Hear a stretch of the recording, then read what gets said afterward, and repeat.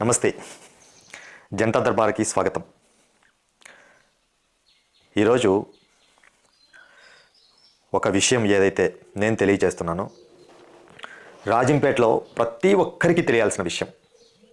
ప్రతి ఒక్కరికి ఓటు వేయాలి లేదా ఓటు వేశాను, ఇన్నేళ్ళుగా ప్రభుత్వాలని చూస్తూనే ఉన్నాం, ఏం జరిగింది ఏం జరగలేదో తెలియదు.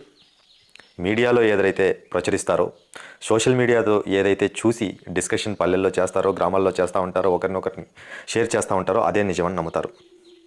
అయితే రాజంపేటలో ఎన్నో విషయాలు అటకెక్కి ఉన్నాయి. అందులో అటక నుంచి ఒక్క ఫైల్ కిందికి తీసి నాకు తెలిసిన విషయాన్ని షేర్ చేస్తాను. ఇది తప్పో రైటో, అవునా ఇలా జరిగిందా జరగలేదా, మీకు తెలిసిన విషయాన్ని లేదా ఎలా జరిగింటే మేలు ఎలా జరిగితే మేలు అనేది కామెంట్ రూపంలో తెలియచేయండి. తప్పకుండా సబ్స్క్రైబ్ చేయండి, లాస్ట్ వరకు చూడండి, చాలామందికి తెలియజేసే ప్రయత్నం చేయండి. ఎందుకంటే రాజంపేటలో ఏం జరిగినా కూడా లేదా ఆంధ్రప్రదేశ్లో ఏం జరిగినా కూడా అది మనందరి మీద ఆధారపడి ఉంటుంది, మనందరికీ రుద్దబడుతుంది, మనందరం దానికి బాధ్యతలం అవుతామని మాత్రం గుర్తుపెట్టుకోండి. ఆంధ్ర రాష్ట్రంలో దేశంలో ఏదైనా జరిగినా బాధ్యతలం అయ్యేటప్పుడు మన సొంత ఊరిలో ఈ తప్పు జరుగుతుంది అంటే దాన్ని ప్రశ్నించకపోవడం, గొంతు అనగదొక్కుని ఉండడం, అది ఏదో పొలిటికల్ లీడర్లకి వచ్చే అధికారులకి మన మీద పడి దొబ్బి తింటున్న వ్యవస్థకి మనం ఏదో అగ్రిమెంట్ రాసిచ్చి మీరు ఏం తప్పు చేసినా మేము మాట్లాడడం, మేము అడగడం, మా గొంతు మేము మూసుకొని ఉన్నాం అనే విధంగా ప్రవర్తించడం చాలా పెద్ద తప్పు. ప్లస్ అంతకంటే కూడా చాలా పెద్ద క్రైమ్ కూడా. అది కూడా మన భావితరాల భవిష్యత్తుని మన చేతులారా మనం గొంతు పిసికి నులిమేస్తున్నాం అనేది కూడా మర్చిపోవద్దండి. చలో విషయానికి వెళ్ళే ముందు, నా నుండి మీరు ఏదైనా కంటెంట్ కోరుకుంటే, మీ ప్రాంతంలో ఈ తప్పులు ఉన్నాయి, ఈ తప్పులు జరుగుతున్నాయి, మేము మీ ద్వారా ఈ వాయిస్ని వినాలనుకుంటున్నాం, మీ ద్వారా ఈ సమాజానికి తెలియచేయాలనుకుంటే తప్పకుండా కామెంట్ రూపంలో తెలియచేయండి. విషయానికి వెళ్తే రాజంపేటలో 2016లో కేంద్రీయ విద్యాలయం అనే సంస్థ వచ్చింది. కేంద్రీయ విద్యాలయం అంటే మీకు అందరికీ తెలుసు, దేశంలోనూ ప్రపంచంలోనూ చాలా బ్రాంచ్లు ఉన్నాయి, ఎక్కువ మన దేశంలోనే ఉన్నాయి. సెంట్రల్ గవర్నమెంట్, భారతదేశ ప్రభుత్వము దీన్ని ఆర్గనైజ్ చేస్తుంది. అయితే దీంట్లో 2016లో మన ఊరికి స్కూల్ వస్తే ఏదో గవర్నమెంట్ జూనియర్ కాలేజీ వెనక పక్క ఒక పాతబడిన బంగ్లా ఉంటే ఆ బంగ్లాలో కొన్ని రూపుచెక్కలు కొద్దిగా మార్పులు చేసి ఆ స్కూల్లో పెట్టారు.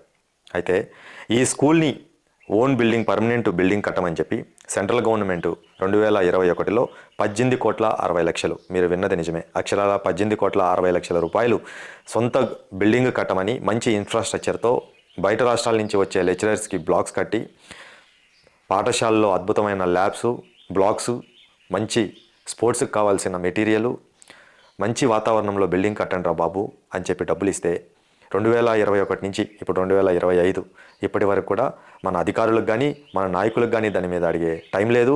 అధికారులకు దానికి స్థలం ఇచ్చే యాస లేదు, యావ లేదు. ఎందుకంటే ఇప్పటికే నేను మీడియాలో చాలా చోట చూశాను. పుల్లంపాటి దగ్గర, పాలెం దగ్గర, మిటమిందపల్లి దగ్గర, పోల్ చెరువు దగ్గర, తాళపాక దగ్గర, ఎర్రపల్లి దగ్గర ఎక్కడెక్కడో భూములు ఇచ్చామని ఒక్కొక్కసారి ప్రచురించారు.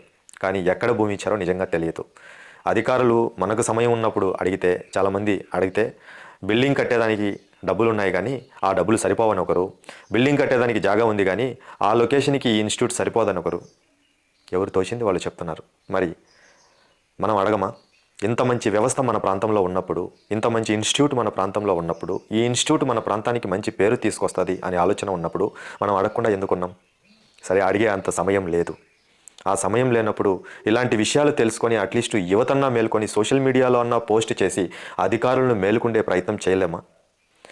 అట్లీస్ట్ సోషల్ మీడియాలో 10 మంది దగ్గర స్టేటస్లో పెట్టించి, ఓయమ్మా ఈ పని మనం చేయకపోతే మనల్ని నాయకులుగా ఎలాగో గుర్తించరు, అసలు మన ఉనికే కోల్పోతామని కులానికి ఒకడు, గోత్రానికి ఒక నాయకుడు ఉండే వీళ్ళని పరిగెత్తలేమా? ఒకసారి ఆలోచించండి.